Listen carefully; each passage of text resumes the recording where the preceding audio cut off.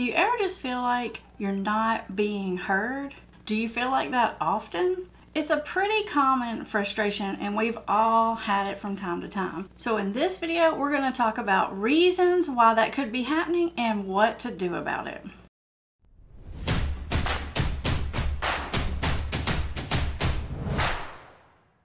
For those of you who are new here, welcome to Put the Shovel Down. This YouTube channel is all about helping you to understand the science and psychology of addiction so that you can get back to living the life that you want to live. Now, today's video is all about feeling heard, which is a topic we can all benefit from. It's not specifically about addiction, but it does connect to the recovery process, whether you are a person in early recovery or you are a family member in early recovery. We all want to feel heard and understood, and we all want to be taken seriously. If you're having problems in this area, then the first thing we need to figure out is, why is it happening to you? Because once you know why it's happening, it's going to be a lot easier to figure out the solution to the problem. Of course, there are lots of reasons this could be happening to you, but I've broken it down for you into the 3 main reasons why you might feel misunderstood or not heard. I guess a really good place to start would be trying to figure out, is it me or is it them? Well, in order to figure that out, ask yourself this question. Is this problem just happening to you with one particular person in your life, or does this problem happen to you pretty regularly? That's going to be a pretty good clue, right? Because if it's happening to you pretty regularly, it might not be all your fault, but there probably is something you're bringing to that picture. So hang on, and we're going to explore those things in just a second. But first, let's explore the idea that it could have everything to do with the other person. Some people just have a hard time hearing and listening and paying attention to other people, and there can be lots of reasons for that. Here are just a few. Sometimes people just get so consumed with their own self, it's really hard to get out of their own head and listen to you. Maybe that's because they're going through something particularly hard right now. Like, are they struggling with depression or anxiety or a big problem at work? Those could be temporary situations that someone could be going through that could make them not the best listener. Other situations don't necessarily go away really easily. Like, for example, if you're trying to be heard by someone that has an addiction problem, or if you're trying to be heard by someone who's narcissistic. Sure, they can hear the words that you're saying, but they may not take enough time to really try to understand what you're trying to communicate. I know you know what I'm talking about here. Even people that struggle with anxiety sometimes have a hard time listening because their own head is just spinning with so much fear and worry, and they're just thinking about things so much. It's hard for new information to come in and really compute in there. Okay, moving on to the is it me category. This one is probably the most important because obviously this is the one that you have the most influence over. You can actually do something about this. So if you do decide that maybe part of the reason you're not being heard has something to do with you, that's actually good news because that means it's a problem that you can actually solve. There can be many things that you can be bringing to the situation that's contributing to why you're not getting heard, or at least why you're not feeling that someone else understands where you're coming from. Most of these are communication errors. Like, for example, are you trying to communicate passive aggressively? Meaning you're not like directly coming out and saying it, but you throw in these little stabs and jabs here and there. When you do that, it's probably likely that the other person picks up on exactly what you're trying to communicate, but you're doing it in the kind of way that's going to feel like a jab, or it's going to feel like a personal insult to them.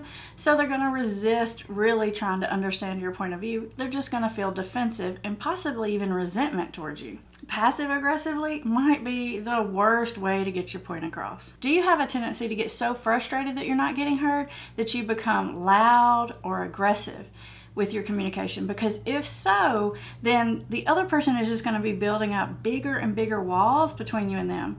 It's almost like naturally, even subconsciously, when we don't feel heard, we can have a tendency to get loud and say it louder, as if we say it louder, they're really going to understand it. Well, as you can imagine, it does the opposite of that.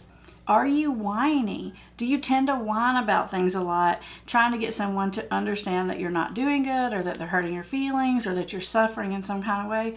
Because whining is something that some people tend to tune out as well. Now, this next one goes along with whining, but it's to a slightly different level. This next one I'm going to call over vulnerability. Sometimes when we really want to be heard, we can over communicate, and we can do it in an overly vulnerable way, which can be off-putting to some other people. Like, for example, we can share too much too quickly. We can be really focused on something negative that's happening in our life. And if you're always trying to communicate something negative or something that's going wrong with you or a problem in your life to another person, sometimes people will eventually begin to sort of tune you out because they feel like you're bringing a lot of negative energy. This next one's going to be hard. You got to ask yourself, do you have a tendency to be overly demanding? Do you have difficulty accepting when you can't get what you want? Because sometimes you can feel like you're not being heard when really you're being completely heard, but the other person just doesn't agree. They just don't want to do what you want to do. So it's important to differentiate not being heard with not being agreed with. I know deep down inside we kind of have this feeling like if they really understood me, if they really heard what I was saying, they would definitely be on my side. They would definitely agree with what I'm saying, but that's not always the case. You may be especially prone to running into this kind of issue at work. Say you have an idea for something at work, or you want a promotion, or you want something to change about your work environment, and you've went to management or to your boss or to your team leader, but they just don't seem to take your suggestion. Well, maybe that is a problem, that you're not communicating it or you're not getting your point across. Or maybe the other person just sort of disagrees with you and they don't think that's the best possible solution. Now, some of you guys know that before I was a counselor, I was a teacher. My first year out of college, I taught 9th grade earth science. Let me tell you, that was the worst year ever. It was very difficult. Well, I remember that was my first year teaching, and about halfway through the year, I came up with this idea that I thought that the earth science class should take on a recycling project at the school. And I can remember going to the principal at the time and saying, hey, what do you think if we put recycle bins at the end of every hallway and the earth science students can take care of that? And I remember my principal responding with, yeah, no, we're not going to do that. Pretty much like didn't even give much explanation. And I was like, okay. And I just walked on. Now, to be honest, I wasn't overly upset about it, but I didn't understand it at the time. But now, when I think about the situation looking backwards, I can see why he thought that would be a bad idea. In fact, I can see about 30 reasons why he thought that would be a bad idea. But I couldn't see it then. Now, there's one more category of the reason why you could possibly be feeling not heard that's a little bit different than the first two. This last one has to do with your childhood experiences. If as a child you often felt unheard or neglected or misunderstood, then that could be like a really big trigger button that you're bringing with you into adulthood. And what that means is you're going to have a button around that is extra special sensitive. And it's really likely that you could be having that feeling, maybe even a little irrationally from time to time.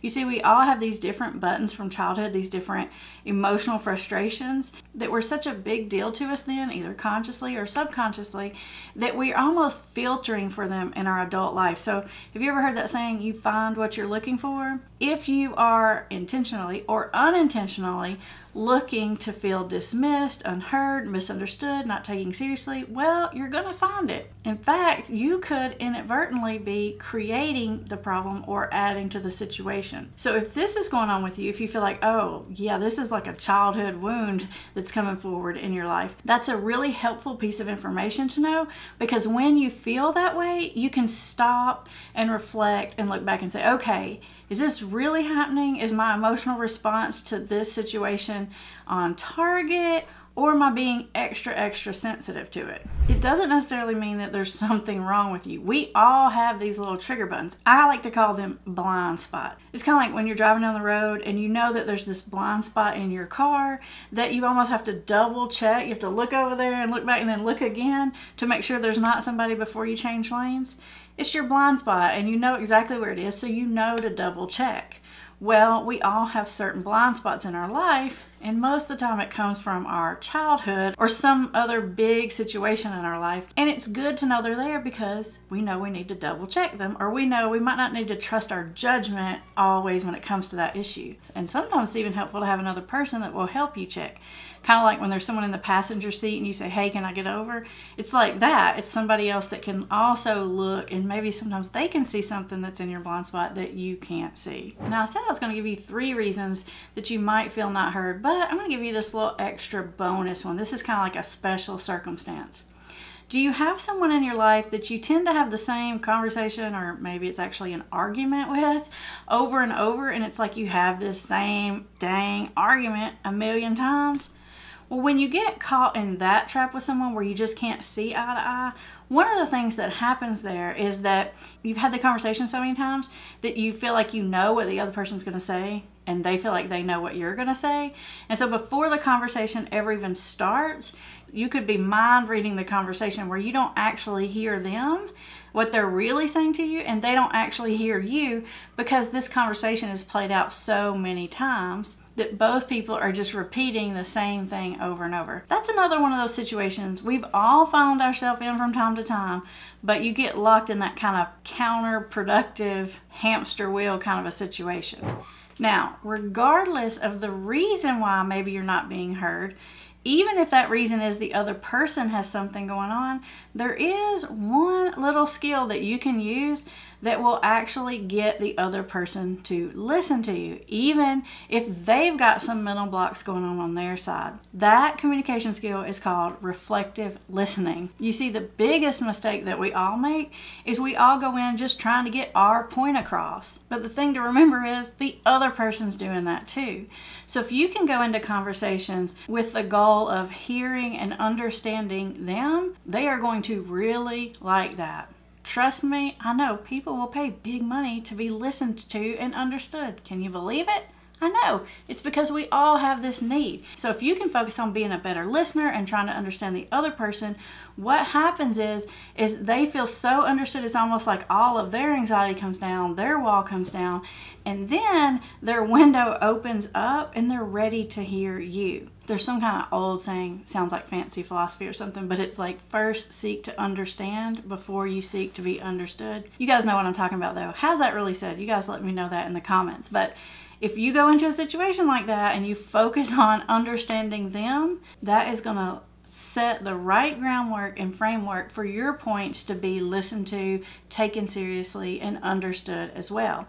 So if you're really interested in those things, you need to watch this video next. I'm going to put it right up here. All you have to do is click on it.